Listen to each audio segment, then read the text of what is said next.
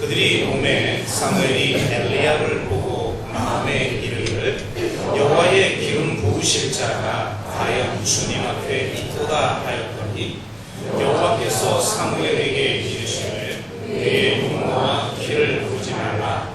내가 이미 그를 버렸노라.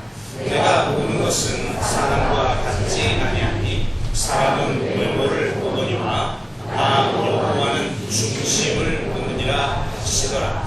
이새가 아비나답을 불러 사무엘 앞을 지나가게 하매 사무엘이 이르되 이도 여호와께서 택하지 아니하셨느니라 하니 이새가 삼마로 지나가게 하매 사무엘이 이르되 이도 여호와께서 택하지 아니하셨느니라 하니라. 이새가 그의 아들 일곱을 다 사무엘 앞으로 지나가게 하나 사무엘이 이새에게 이르되 여호와께서 이들을 택하지 아니하셨느니라 하고 또 사무엘이 이새에게 이르되 내 아들들이 다 여기 있느냐. 이새가 이르되 아직 막내가 남았는데 그는 양을 지키나이다. 사무엘이 이새에게 이르되 사람을 보내어 그를 데려오라. 그가 여기 오기까지는 우리가 식사 자리에 앉지 아니하겠노라. 이에 사람을 보내어 그를 데려오매 그의 눈이 빛이 붉고 눈이 빼어나고 얼굴이 아름답더라. 여호와께서 이르시되 이가 그니 일어나 기름을 부으라 하시니라. 사무엘이 기름 불병을 가져다가 그의 형제 중에서 그에게 부었더니 이날 이후로 다윗이 여호와의 영에게 크게 감동되니라. 사무엘이 떠나서 라마로 가니라. 아멘. 네, 우리 앞뒤 좌우로 좀 잠깐 인사할까요? 잘 오셨습니다. 주님의 은혜가 임하기를 바랍니다. 손도 좀 잡아주시고요. 연휴를 또 앞두고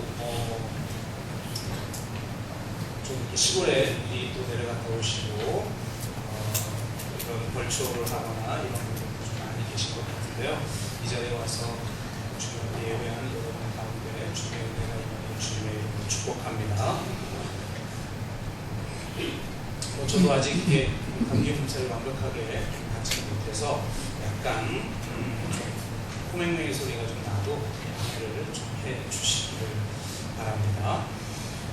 모세와 함께 가장 위대한 지도자로 꼽히는 사람이 바로 다윗이죠. 다윗은 구약에서 굉장히 중요한 인물이라고 할 수가 있어요. 심지어는 신약의 메시아를 구약에서 많은 예언자들이 예언을 하고 있는데 하나같이 그 메시아가 전부 다윗의 자손인 것이다. 다윗 왕과 같은 왕으로 이 땅에 오실 것이다. 이렇게 예언을 하고 있단 말이에요. 실제로 예루살렘에 입성할 때 수많은 사람들이 다윗의 자손 예수여 호산나 이렇게 노래하잖아요. 그만큼 다윗은 굉장히 중요한 인물이고 신약적 의미를 떠나서 실제 다윗이 살았던 당시에서도 이 다윗은 하나님 앞에 합당한 자일 뿐만 아니라 이상왕의 전범이었다는 겁니다. 가장 이상적인 왕은 누구인가를 보여준 사람이 바로 다윗이었다는 거죠. 다윗은 12지파 부족 연맹체를 가나안 도시 문명에 접목시키고 질이 멸렬한 지파들 간의 분열과 대립을 극복하고 통일 왕정 시대를 연 사람이죠. 실제로 남유다와 북이스라엘이 서로 갈라져서 반목한 것을 넘어 하나의 민족과 국가로 통일을 이룬 사람이 다윗입니다. 12지파에게 땅들이 할당되어졌지만 각 지파마다 할당된 그 땅을 차지하는 영적 전쟁을 계속 치루어야 했지만 많은 지파들이 실패를 했죠. 그런데 이 다윗 시대에 와서 실제로 할당된 12지파의 그 땅을 실제적인 이스라엘 땅으로 회복한 사람이 바로 다윗입니다. 지방 토우 세력에 의해 자행된 불의와 불법을 일소하여 사회적 양극화와 고통당하는 하층 민중들의 이 정의에 대한 목마름에 응답하는 정치를 펼쳐서 공의와 정의를 구현한 왕이 또한 다윗 왕이었다는 거예요. 그러니까 이렇게 중요한 다윗 왕이 성경에서 처음으로 나타난 부분이 오늘 우리가 함께 읽은 본문 말씀입니다. 다윗이 어떤 사람이었기에 하나님 앞에 선택되어졌고 또 위대한 지도자로 세워졌는가? 우리는 오늘 본문을 통해 이것을 살펴봄을 통해서 하나님이 부르시는 사람은 어떤 사람인지에 대해서 한번 다시 돌아보고 우리 모두 부르심에 합당한 사람으로 준비되어지기를 주의 이름으로 축복합니다. 사무엘상 16장은 비탄에 젖어 있는 사무엘의 모습으로 시작됩니다. 왕정 시대로 전환되면서 첫 번째 왕으로 사울 왕이 되죠. 그런데 사울 왕이 불순종하고 하나님을 거역함으로 말미암아 하나님으로부터 버림을 받게 됩니다. 이것이 사무엘에 있어서는 너무나 큰 슬픔이었던 것 같아요. 사사기 말기 그 정말 암울했던 시대의 어둠을 뚫고 새 시대의 새벽을 열 사람으로서 사울을 선택했는데 사울이 하나님 앞에 순종하지 못하고 결국 하나님 앞에 버림받은 이 사건은 사울 한 개인을 신뢰하고 사랑했던 사무엘의 마음을 아프게도 했지만 정말 새 시대에 대한 갈망이 좌절되어지는 아픔을 통하여서 사무엘은 굉장히 슬퍼했던 것 같습니다. 그래서 1절은 이렇게 시작해요. 하나님이 사무엘에게 나타나서 이렇게 말합니다. 내가 이미 사울을 버려 이스라엘 왕이 되지 못하게 하였거늘 네가 언제까지 슬퍼하겠느냐. 그러니까 아마도 이 사무엘이 이 슬픔으로 인해 영적인 침체를 겪고 있었던 것 같아요. 자신의 감정을 빨리 수습하지 못하고 이 슬픔에 그냥 사로잡혀 살아가고 있었던 거죠. 그러니까 하나님이 나타나셔서 네가 언제까지 그렇게 계속 슬퍼하고만 있을 거냐, 그렇게 말씀하십니다. 그러니까 우리는 이 영적인 지도자도 정말 사무엘 같은 영적 지도자가 어디 있겠어요? 이런 영적 지도자도 결국은 슬픔에 사로잡혀 영적인 침체를 겪을 수 있다는 것을 우리가 한번 생각해 보게 됩니다. 그래서 누구나 다 이런 영적 침체를 겪게 되는가 하는 또 위로도 되고요. 또 우리가 정말 이 사무엘처럼 그 슬픔에 사로잡히지 않는, 그러니까 지나치게 실망하고 지나치게 슬퍼하지 않는 법을 배우는 것이 굉장히 중요하겠구나 라는 생각도 해보게 됩니다. 우리가 사람이나 상황에 대해서 지나친 기대감을 갖게 되면 실망해서 헤어나지 못하게 되는 겁니다. 물론 여러분, 우리는 서로에 대한 기대를 가져야 돼요. 기대하게 되면 상처받으니까 기대도 하지 말아야 되지. 그리고 서로 포기하고 살아요. 그건 정말 온전한 관계가 아니죠. 기대는 하되 그 기대에 사로잡히지 말아야 돼요. 또 우리가 기대는 하지만 그 기대에 상반되는 모습이 상대에게 있다라는 걸 인정하고 우리 기대를 무너뜨리는 상황이 내 삶 속에 존재할 수 있다는 걸 항상 염두에 두는 것이 굉장히 중요하다는 거죠. 그리고 우리의 실패에도 불구하고 하나님은 항상 새롭게 일하신다는 것을 기억해야 해요. 새로운 시대가 열리는 것이 좌초된 것으로 인해 이 슬픔에 사로잡혀 있을 때조차도 하나님은 자신이 이스라엘 백성과 맺은 그 언약에 신실하게 반응하고 계시고 새로운 일을 행하고 계신다라고 성경은 말하고 있습니다. 우리는 좌절하고 우리는 그 실패로 인해서 절망하고 있지만 하나님은 항상 새로운 일을 시작하고 계십니다. 그래서 새롭게 일하시고 계시는, 결코 포기하지 아니하시고 당신의 약속을 반드시 이루시는 하나님에게는 실패란 존재하지 않는다. 그러므로 하나님 안에 있는 우리도 실패란 존재하지 않는다. 우리가 그냥 이 실패처럼 보이는 그 현실에 그 현실에 주목하고 있기 때문에 실패처럼 보일 뿐이지, 결국 하나님은 실패처럼 보이는 바로 그 과정을 통해서도 당신의 놀라운 계획을 성취하시는 분이라는 것을 기억하십시오. 그래서 우리에겐 과정만 있지 실패란 존재하지 않는다라고 고백하는 저와 여러분 되시기를 주의 이름으로 축복합니다. 그래서 슬픔에 사로잡혀 주저앉아 있는 사무엘에게 너 주저앉아 있지 말고 이새의 집으로 가라. 내가 이새의 아들들 중에 하나를 선택하여 새로운 왕을 세우고 그를 통해 새로운 나라를 세울 것이다. 그렇게 이야기하죠. 그래서 사무엘이 이새를 찾아갑니다. 오늘 우리가 읽은 본문은 그렇게 찾아가서 이제 이새의 아들들을 심사하는 과정. 첫 번째, 장남 엘리압이 나타납니다. 영적인 사무엘조차 이 사람이야말로 여호와의 기름 부으실 만한 자구나, 이렇게 고백을 할 정도로 객관적으로 볼 땐 왕의 제목이었던 것 같습니다. 그런데 하나님은 그를 선택하지 않았어요. 그래서 너무나 유명한 구절을 이야기하십니다. 7절에 사람은 외모를 보거니와 나 여호와는 중심을 보느니라. 아멘.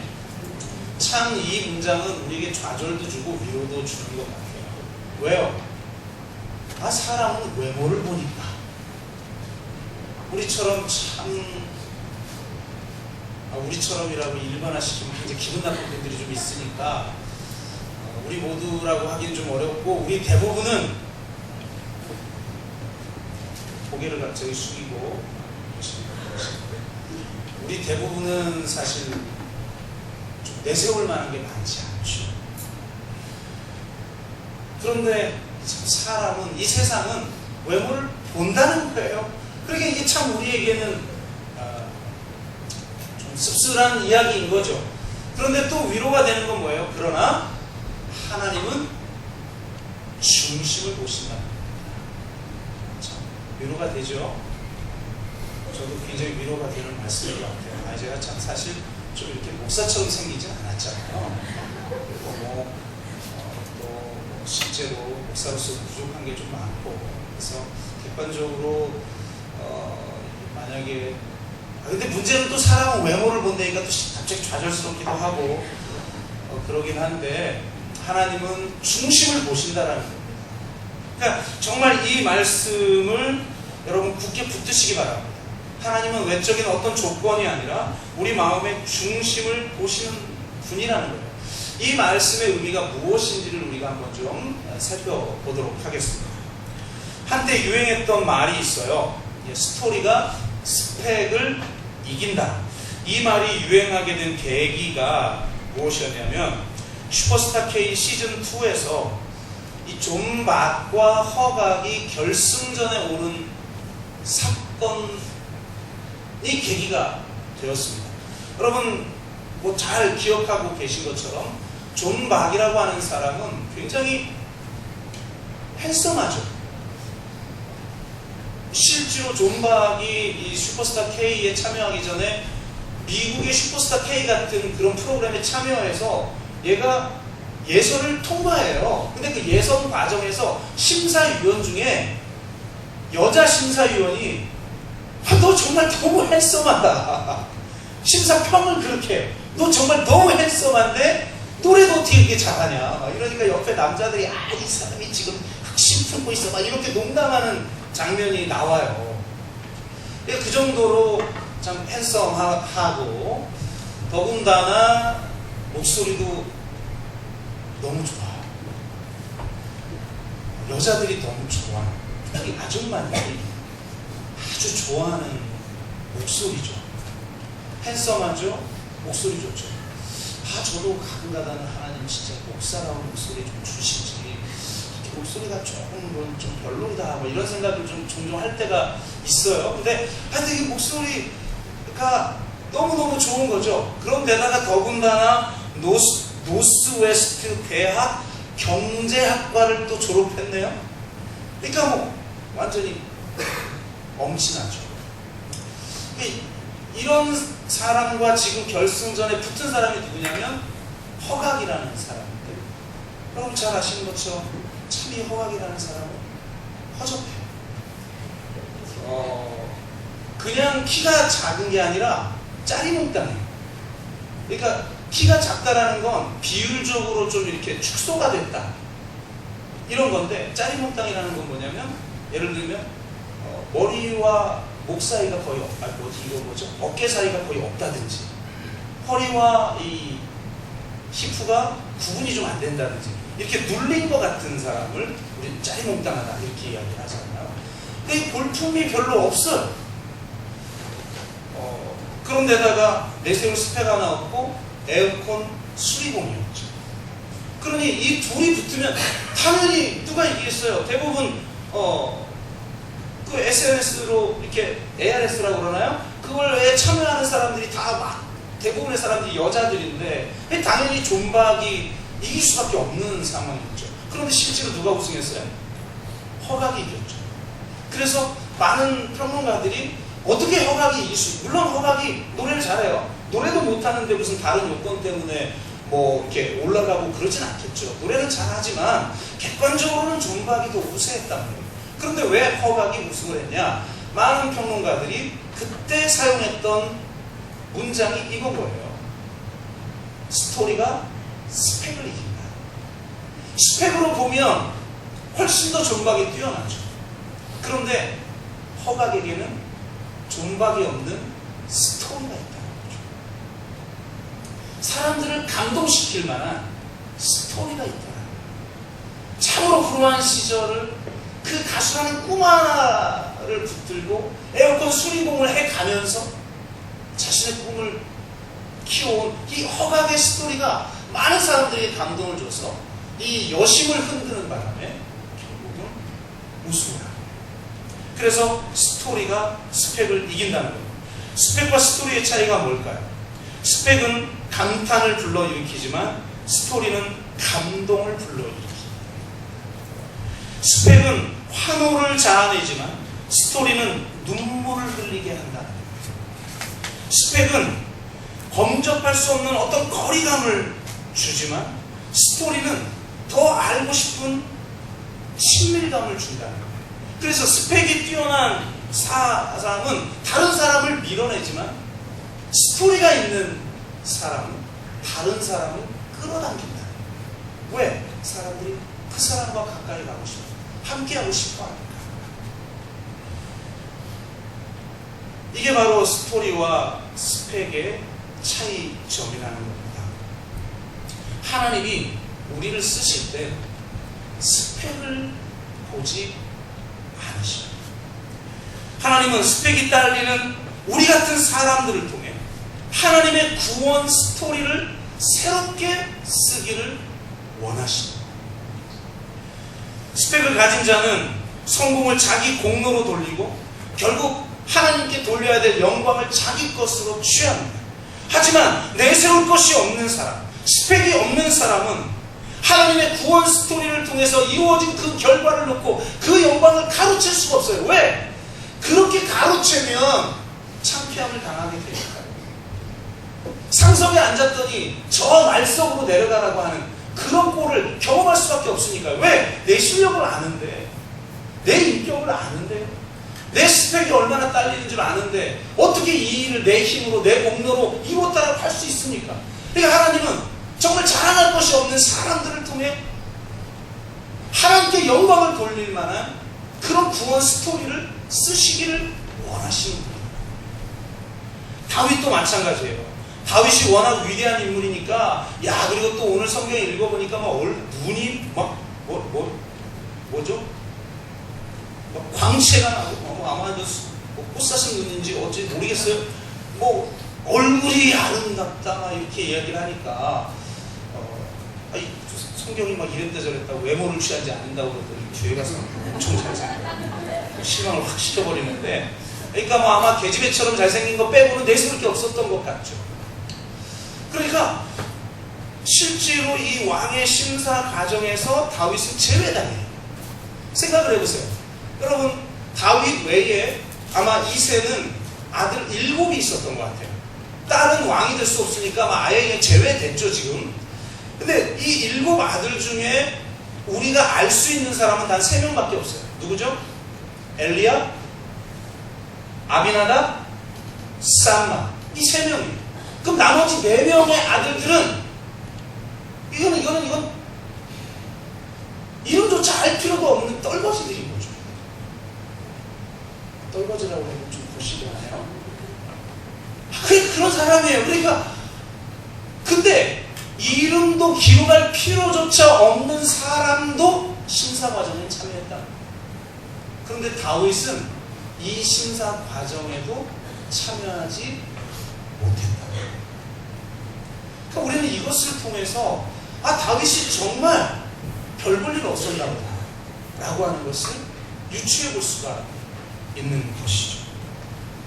그의 아버지에게도 또 인정받지 못해서 이 왕의 심사 자리에 참여하지 못할 정도의 인물이 다윗이었다. 그런데 바로 하나님이 그를 부르셨고 바로 그에게 기름 부으심이 임함으로 말미암아 그는 역사상 가장 위대한 지도자가 됐다는 거예요. 그러므로 여러분, 왕의 심사에 참여할 자격조차 갖추지 못한 다윗을 통해서도 하나님이 이렇게 위대하게 쓸 수 있다면 나와 우리 자녀와 이 교회를 통해서 하나님이 위대한 일을 행할 수 있다는 겁니다. 그러니 컴플렉스를 버려야 되는 거죠. 하나님의 일을 할 때 제가 목회를 해보니까 가장 방해가 되는 게 뭐냐? 컴플렉스. 컴플렉스는 컴플렉스의 얼굴을 하지 않아요. 컴플렉스는 항상 다른 가면을 쓰고 있어요. 때로는 정의를 외치기도 하고, 때로는 옳은 걸 외치기도 하고, 때로는 비전의 모습으로 다양한 모습으로 변장하여 나타나는 게 컴플렉스이기 때문에 이게 컴플렉스 때문에 저러고 있는지가 잘 드러나지 않아요. 그렇지만 사실 내면 깊숙한 곳으로 들어가 보면 컴플렉스의 작동인 경우가 얼마나 많이 있습니까? 그러니까 정말 이걸 극복해야 됩니다. 야, 이 스펙으로 따지자면, 외모로 따지자면, 누군가와 비교할 때 한없이 모자란 나 자신, 내세울 것이 아무것도 없는 것 같은 나 자신에 대한 이 컴플렉스를 넘어서서 하나님은 스펙이 부족하더라도 하나님은 그 사람을 들어 위대한 하나님의 구원 스토리를 쓰기를 원하신다는 사실. 이것을 우리가 인정해야 되는 것이죠. 그러면 이 하나님의 스토리를 가진 자가 스펙을 가진 자보다 더 강한데 이 스토리는 도대체 무엇이 만들어냈냐? 스토리 자체보다 중요한 것은 무엇이 그 스토리를 만들어낸다. 이게 중요한데 스토리는 바로 스피릿이 만든다. 인생은 누구나 자신만의 스토리들이 존재하는데 그것이 왜 하나님의 구원 스토리가 되지 못하는가? 왜 남들에게 도전을 줄 수 있는 스토리가 되지 못하는가? 그 안에 스피릿이 없기 때문에. 오늘 성경 말씀대로 말하자면 그 안에 중심, 하나님이 보시는 그 중심이 없다는 거죠. 하나님은 중심을 보신다는 말은 하나님은 우리의 스피릿을 보신다. 우리 마음의 핵심에 도대체 무엇이 있는가? 이걸 보신다는 거죠. 다윗은 어떤 스피릿을 가졌을까요? 나중에도 한번 살펴보겠지만 골리앗과 싸우는 장면에서 다윗은 이렇게 이야기해요. 17장 45절에 너는 칼과 창과 단창으로 내게 나오거니와 나는 만군의 여호와의 이름 곧 내가 모욕하는 이스라엘 군대의 하나님의 이름으로 내게 나아가노라 라고 고백해요. 이 고백을 통해서 알 수 있는 것은 그에게 중요한 것은 객관적인 전력이냐 또 내가 세우는 어떤 전략이냐 내가 가지고 있는 어떤 힘이냐가 중요한 게 아니었다는 거예요. 그에게 중요한 것은 여호와의 이름, 명예가 심취된 그 여호와의 이름이 회복되는 것이고 그 여호와를 붙들고 나아가는 것이고 오직 전심으로 여호와 한 분만을 향하여 그 한 분만을 구하고 그 한 분만으로 만족하며 그분의 영광을 위해 살아가는 삶의 목적이 있었던 사람, 이 사람이 바로 다윗이었다는 것을 우리는 알 수가 있습니다. 신앙에서 중요한 건 수준이 아니라 표준이에요. 우리가 가진 학력의 수준, 경제적 수준, 도덕적 수준이 중요한 것이 아니라 우리가 어떤 표준을 붙들고 있는가. 성경의 진정한 표준은 바로 삼위일체 하나님이십니다. 우리를 위해서 십자가에 죽으신 예수 그리스도요, 그분이 우리에게 하신 말씀이요, 그분이 주신 비전이요, 그분이 주신 부르심입니다. 그 표준을 분명하게 붙들고 있는가? 온전히 하나님만을 바라고 그 하나님으로 인해 자신의 전 삶을 바칠 수 있는 사람, 그런 사람이 바로 다윗이었다. 하나님은 다윗과 같은 사람을 찾으셔서 그에게 하나님의 능력을 베푸시는 분입니다. 역대하 16장 9절 보면 이렇게 기록하고 있어요. 여호와의 눈은 온 땅을 두루 감찰하사 전심으로 자기에게 향하신 자들을 위하여 능력을 베푸시나니 라고 말하고 있어요. 하나님은 온 세상을 감찰하고 계십니다. 특히 사람들의 눈에, 여기서 온 세상이라는 말은 사람들의 눈에 띄지 않는 곳까지 감찰하고 계십니다. 세상에 능력 탁월한 사람 많이 있죠. 성공한 사람 많이 있어요.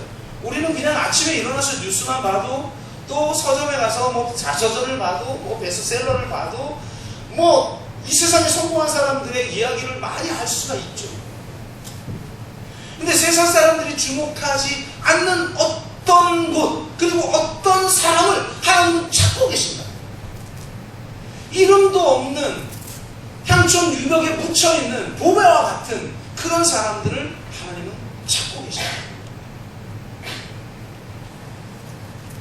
전심으로 하나님만을 향하는 스피릿을 가진 영적 군사를 찾기 위해 탐조하시는 하나님을 성경은 이야기하고 있습니다.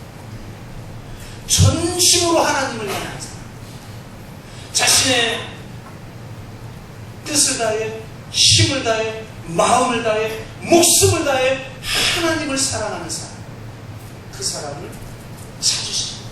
그 사람에게 능력을 베푸시는 줄로 믿습니다. 다윗이 위대할 수 있었던 건 그가 위대한 사람이었기 때문이 아니라는 거예요. 다윗이 전심으로 하나님을 향하는 사람이었기에 하나님의 눈에 포착되었고 바로 그에게 하나님의 능력을 베풀므로 말미암아 다윗이 위대해졌다는 거예요. 내가 스펙이 좀 딸릴 수 있어요. 그런데 그런 컴플렉스 위에 사로잡혀 살아가고 남에게 비교하고 못난 자신의 모습에 사로잡혀 그렇게 살아가는 것이 아니라 정말 어떻게 하면 하나님 한 분만을 바랄 수 있을까? 어떻게 하면 하나님의 나라와 의를 지금 이 시대 이 땅에 이룰 수 있을까? 어떻게 하면 나처럼 보잘것없는 자를 통해서도 일을 하시는 그 하나님에게 포착되어져서 내가 어떻게 하나님께 영광을 돌리며 살아갈 수 있을까? 어떻게 심취된 이 하나님의 이름, 만군의 여호와의 그 이름을 회복하는데 내가 작게라도 쓰임받을 수 있을까? 이런 마음을 가진 자를 하나님이 찾으셔서 하나님이 위대하게 쓰신다는 겁니다. 중요한 것은 그렇게 하나님이 우리를 쓸 때 비로소 스토리가 만들어지기 시작합니다. 그 스토리가 바로 내 인생의 삶을 결정하는 것이고 살았다라고 말할 수 있는 삶이야. 왜 이 세상 사람들은 살았으나 죽은 사람입니까?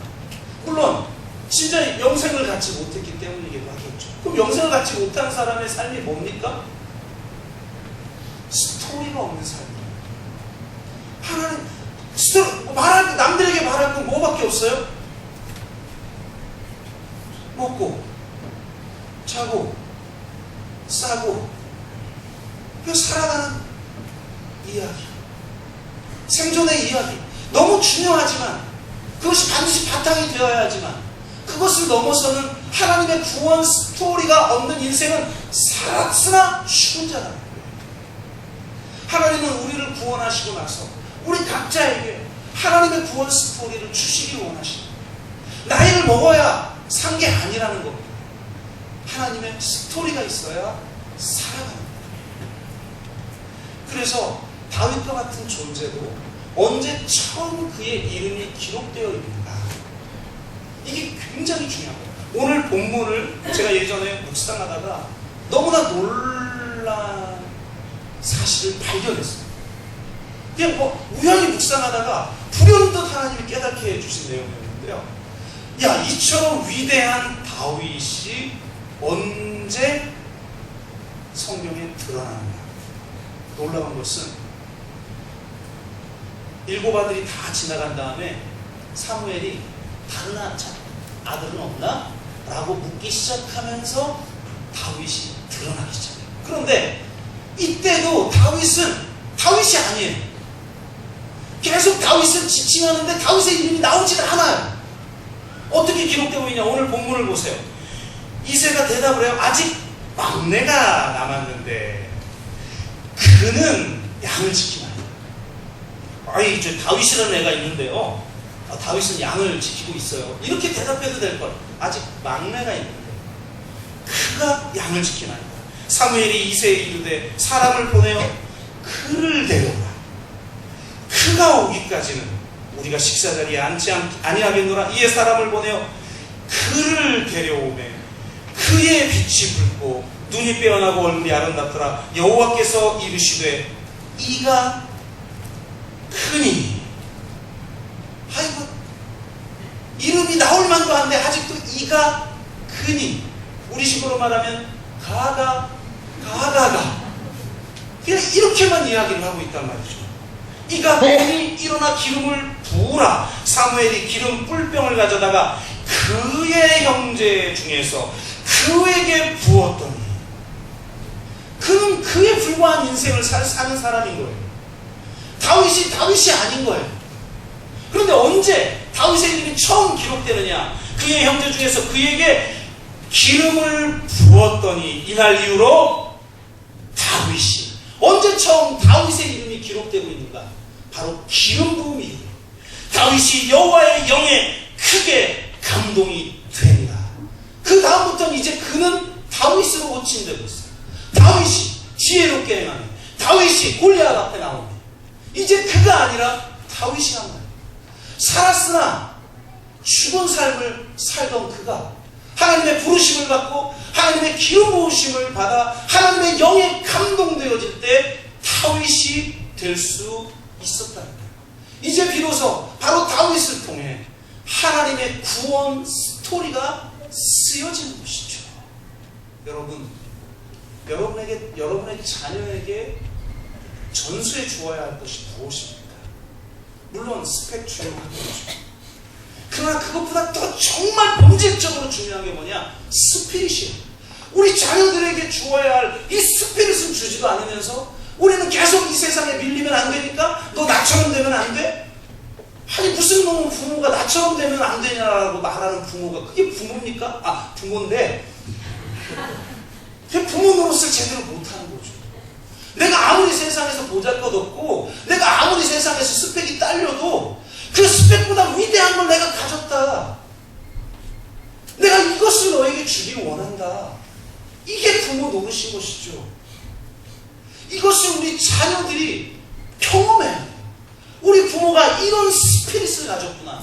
그래서 이런 스피릿 때문에 하나님의 구원 스토리에 합류하여서 지금 하나님이 이 땅을 구원하는 그 역사하심에 동참하고 있구나. 그냥 쓰레기를 줍는 혹은 환경미화원, 요즘은 그렇게 부르나요? 뭐라고 부르죠?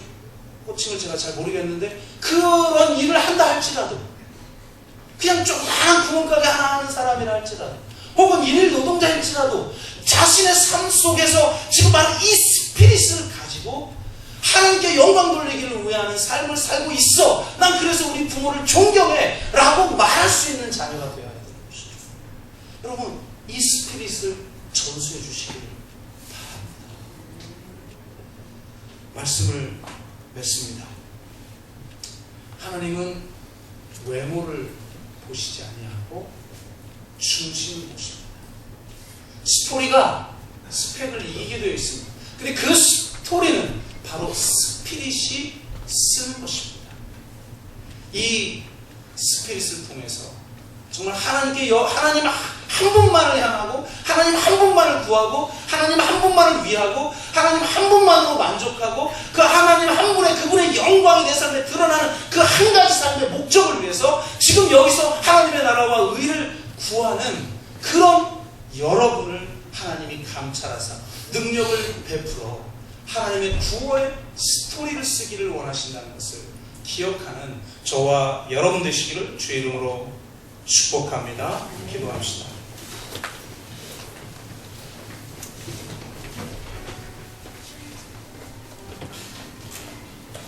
스펙으로 따지면 한참 부족한 우리들. 이 세상은 외모를 보는데 그 외적 조건이 한참 부족한 우리들. 그렇지만 하나님은 중심을 보십니다. 우리의 스피릿을 보십니다.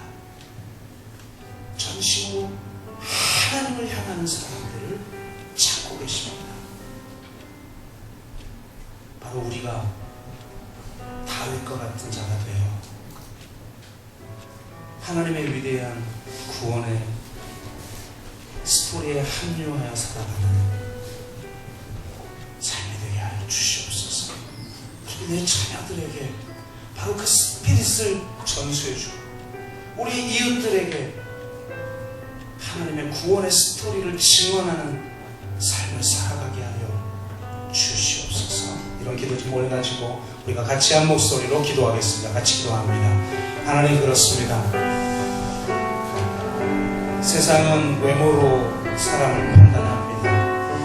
무엇을 갖추었는지를 바라보고 그것을 갖추기 위해 스펙을 추구하며 살아가고 있습니다.